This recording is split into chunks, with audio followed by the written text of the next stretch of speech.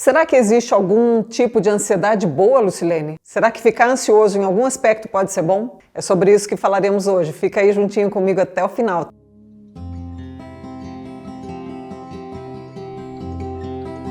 Meu nome é Lucilene Possani, eu sou psicóloga clínica, tenho 28 anos de experiência e me prontifico a falar com você aqui numa linguagem muito simples e muito acessível, porque simplificar é o nosso lema, né? E crescemos juntas em alto nível, porque quando nós entendemos as coisas e aplicamos, colocamos em prática, nós melhoramos muito a qualidade de vida. Eu mesma já falei para vocês aqui diversas vezes do quanto eu sofri com a ansiedade, com a necessidade da aprovação do outro, e hoje eu estou vivendo aqui em alto nível, livre, leve e solta cada vez mais, porque eu tenho aprendido a gerenciar essas e outras questões da minha vida, tal como a ansiedade. Então, é sobre isso que nós vamos falar. Existe alguma ansiedade que é boa? Olha, uma coisa que eu já vou adiantar para você. Adoecer é um ato de coragem. Você pode viver uma vida aparentemente cozinhando em banho-maria. Já pensou sobre isso? Quantas pessoas nós vemos que são aparentemente calmas, que de repente entram em colapso? Que de repente entram em colapso nervoso, que de repente começam a ter ataques de pânico, que entram uma depressão profunda. Eu recebo muitas pessoas no consultório que dizem: eu de repente fiquei em depressão, Lucilene. Será que de repente? Será que não foi um processo e que ficou tão em off, ficou tão escondidinho ali, que aparentemente a pessoa estava tão bem e que a pessoa pensou que isso nunca ia eclodir, nunca ia explodir e de repente, tchum, isso veio à tona e as coisas começaram então a se manifestar, esse medo, porque a ansiedade nada mais é do que medo que está latente, que está escondidinho. Ansiedade é medo, medo disfarçado. Então é impossível nós não termos algum nível de ansiedade, porque todos nós vivemos de certa forma debaixo de algum medo. Se o medo não é alguma coisa pessoal, pode ser de alguma coisa que aconteça com alguém que nós amamos, ou pode ser também em relação a alguma coisa do mundo, enfim. São muitos medos que nós vivemos e que nós precisamos gerenciar, muitos medos. Como, por exemplo, quando nós nos autossabotamos, nós estamos com medo de ser felizes, porque existem pessoas que têm um medo imenso de ter que gerenciar a felicidade. Sim, já pensou sobre isso? É um aspecto interessante para pensar, né? Ser feliz é um negócio que a gente precisa gerenciar. Você pode não estar pronto para ser feliz. Você pode ser feliz e viver com aquele drama assim: ai, será? Será que não vai acontecer uma desgraça amanhã? Eu estou tão feliz hoje que eu estou com medo de dormir e acordar amanhã e acontecer uma desgraça. Então, assim, nós temos muitas dificuldades de viver essa tal felicidade que a gente tanto busca, né? A gente, na verdade, se auto-sabota o tempo todo. Nós adiamos esse momento da nossa felicidade, nós adiamos simplificar a nossa vida, porque no momento que nós simplificássemos, nós íamos entender que a opinião dos outros nem importa tanto assim, que as coisas nem são tão importantes como a gente dá importância. E aí a gente ia viver tão leve, tão solto, que talvez fosse perigoso. Talvez ser feliz seja um pouco perigoso demais. Então nós preferimos ficar na nossa, né, e não ser tão felizes assim. Então, a autossabotagem vem daí, dessa nossa necessidade de nos mantermos em banho-maria. Porque se eu for feliz, pode ser que aconteça alguma coisa e venha estragar essa minha felicidade. É melhor não arriscar muito, né? E a procrastinação? Aquele negócio que eu falo assim: ah, eu adio tudo, deixo tudo para amanhã. Também é um tipo de ansiedade, sabia disso? A ansiedade, ela se camufla de muitas formas. No curso que nós gravamos há 15 dias e que está quase pronto para chegar até as suas mãos, ó, logo logo você vai ter acesso a esse curso, nós falamos sobre esse e outros viés da ansiedade. Ela pode se camuflar. E uma das formas como ela se camufla é a autossabotagem, como eu falei, e outra das formas como ela se camufla é, então, esse adiar, né? Que a gente chama de procrastinação. Esse adiar as coisas, que nós chamamos de procrastinação, também nada mais é do que um tipo de ansiedade. Que tipo de ansiedade é essa? Parece que a coisa que eu vou, alguma atitude que eu vou tomar, alguma coisa que eu vou fazer ou realizar, parece que essa coisa é grande demais e parece que ela é maior do que eu. Então eu adio, porque será que eu vou dar conta? Então isso tem a ver mais com autoestima. Eu não estou adiando, olha, eu sou preguiçoso, eu adio. Não, não é preguiça. Provavelmente você está se sentindo pequeno diante dessa situação. E por isso você está achando que está preguiçoso, que não está conseguindo, que não está dando conta. Na verdade não é preguiça não, você não está dando conta mesmo. Você está adiando esse processo de estar fazendo algo grande. Porque como é que você e algo grande vão combinar? Pensa bem. Então, o nome disso é ansiedade. Você realizando uma coisa grande, você se expondo, você vivendo em alto nível, não, isso é para os outros, não é para você. Então você vai procrastinando. É um tipo de ansiedade também. Nome: medo. Né? Ansiedade é medo disfarçado. E aí, de repente, então, você, que é essa pessoa tão controlada, que foi sempre tão calmo, aparentemente, de repente me aparece ansioso, de repente a sua pressão começa a subir, você não sabe o que está acontecendo, de repente você começa a ter uns acessos, não dorme à noite e fala, o que está acontecendo comigo? Sempre fui tão calmo. Você está perdendo o controle. No nosso curso nós falamos muito a respeito dessa palavra controle, é imperdível, você precisa, tem alguns vídeos aí também que a gente fala sobre essa questão, você precisa entender isso. Você perdeu o controle, você tinha uma ilusão de controle, de repente esse controle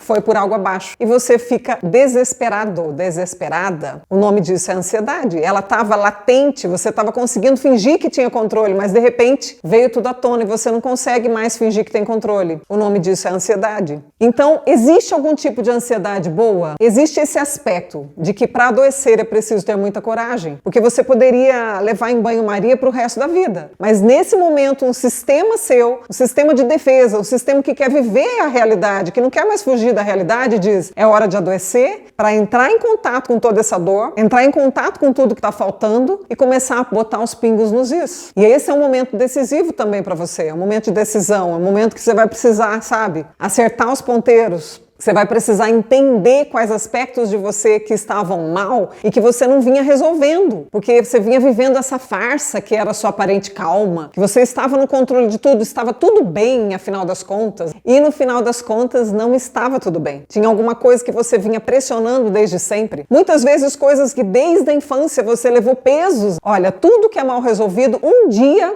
a casa cai. Um dia as coisas vêm a se revelar. Um dia as coisas se tornam aparentes e elas vêm a se revelar. E você precisa estar desvendando isso na sua vida. Quais aspectos da sua vida estão, sabe? Você está vivendo essa ansiedade barra pesada e você não está percebendo o que está acontecendo. Isso é autoconhecimento. Olha, uma coisa que eu friso no curso do começo ao fim é isso. Se você não se autoconhecer, você não consegue vencer a ansiedade. Eu mesma, né, que tive uma síndrome do pânico barra pesada, que tinha horror à opinião das outras pessoas, né? Eu tinha uma ansiedade barra pesada que me gerava, assim, um pânico por pessoas, por convivência, por estar em multidão, por estar com outras pessoas, por ter que me expressar perto dos outros. Qualquer coisa assim acelerava o meu coração e me tirava do meu ritmo normal de vida. Eu não tinha uma vida normal por conta de toda essa ansiedade. E eu tive que também, em alguns momentos da minha vida, me esbarrar com uma ansiedade brutal, né? Em que eu tive que deixar toda a ansiedade fluir de uma vez por todas. A ansiedade, o medo de perder pessoas, porque eu tinha tão poucas pessoas que estavam junto, que eu confiava, eu tive que correr o risco de perder até essas pessoas para eu poder, sabe,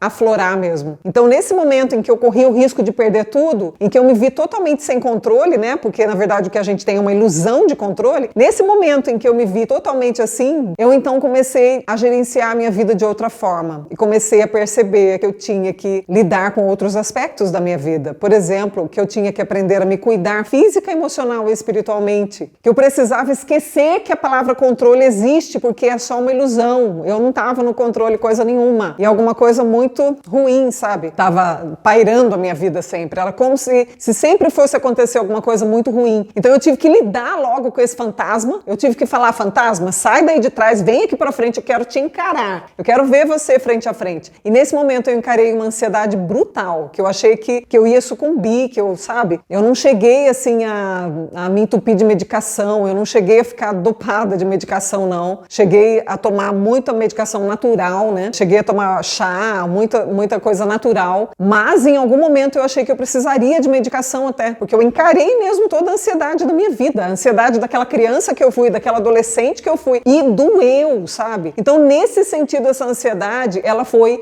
sim, nesse momento saudável, porque foi uma ansiedade de lidar com a minha própria vida, de lidar com a minha própria existência, de parar de fugir, de parar de fingir que eu estava no controle. Porque como que eu usava o controle? Eu estudava muito, né? A minha área de força, ela sempre foi estudar. Então, eu estudava muito, eu mantinha o controle no sentido de que, puxa, eu sou inteligente, as pessoas me consideram inteligente, tá tudo bem pra mim, eu tô no controle da minha vida. Só que eu não tinha o controle, eu era uma pessoa que não conseguia namorar, eu não conseguia ter relacionamentos, eu não conseguia me relacionar normalmente. Eu era uma pessoa que não podia me arriscar a nada. Então eu tinha uma vida extremamente limitada e não era isso que eu queria pra mim. Eu queria ter uma vida normal, pelo menos o mais próximo do normal. Hoje eu acho que até já ultrapassei o normal, porque eu me exponho, né, com muita facilidade. Tô aqui, ó, de agasalho, com o cabelo preso, falando aqui pra você com a maior cara de pau, né? Tô livre da opinião alheia, tô livre das minhas próprias encarnações, sabe? De ser muito crítica comigo mesma, de ficar criticando o outro, criticar a mim mesma. Falo sobre tudo isso no curso, hein? É imperdível, tá completinho o curso.